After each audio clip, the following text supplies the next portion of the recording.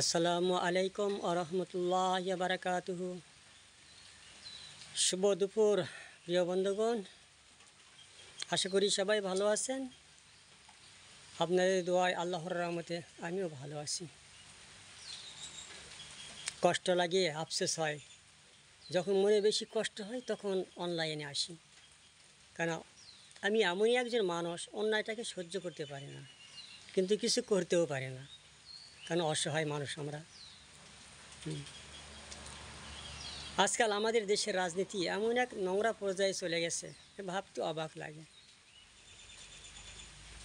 ৭১-এ স্বাধীনতা হলো, দেশ স্বাধীন পেলাম, আর ৫৪ বছর পরে এসেও আমরা সেই নোংরা থেকে বা নোংরামি থেকে এখনও বাইরে আসতে পারলাম না। এখন আমরা নোংরামো করেই যাচ্ছি। এই জাতি আর কখন ভালো হবে? কোনো সময় ভালো হবে না। আল্লাহ যদি তার নিজ কুদরতি হাতে হেদায়েত দান করে তবেই হবে, তবে মনে হয় না। কারণ বাঙালি জাতির কল্প একেবারে আল্লাহ রাব্বুল আলামিন সিলগালা করে দিছে। যদি তাই না হবে, স্বাধীনতা পরবর্তীতে শেখ মুজিবুর রহমান যখন দেশে আসলেন ৭২-এর 10 জানুয়ারি, এটা ইতিহাসের কথা বলতেছি, আমার মন গড়া না। তিনিও রাজাকারের তালিকা তৈরি করেছিলেন, কিন্তু ফৌজদারি আইনে বাংলাদেশ জামায়াতে ইসলামীর কোনো সদস্যকে আটকাতে পারেনি, কারণ তারা ছিলেন না। লুটপাট ধর্ষণে রাজাকার একটা বাহিনী ছিল, এটা ভিডিওতে দেখেছি। আসলে ভিডিওটা আমার কাছে আছেও।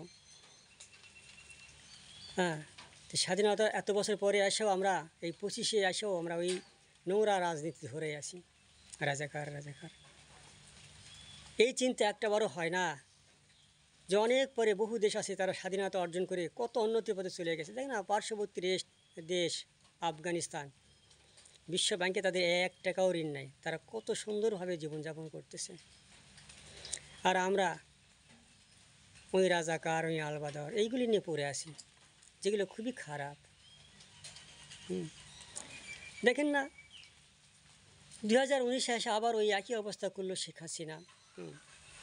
সেখানেও কি হইল? 10,000-এর তালিকা তৈরি করলেন, তার 8,060 জনই আওয়ামী লীগের, 1,024 জন বিএনপি, আর 879 জন হলো লাঙ্গল এবং অন্যান্য। আর আমরা যে দলের বিরুদ্ধে কথা বলি, রাজাকার বলতে বলতে মুখ দিয়ে আমরা ফ্যানটা তুলি, সেই দলে মাত্র 37 জন। তার মধ্যে 25 জন আগেই ছিল, মারা গেছিল। 10 জন জেলে ছিল, তারাও মারা গেছে, আর 2 জন বাহিরে। অথচ আমরা তাদেরকেই রাজাকারের ট্যাগ দিই, কিন্তু আমরা রাজাকার নিয়ে বসে আছি হাজারে হাজার।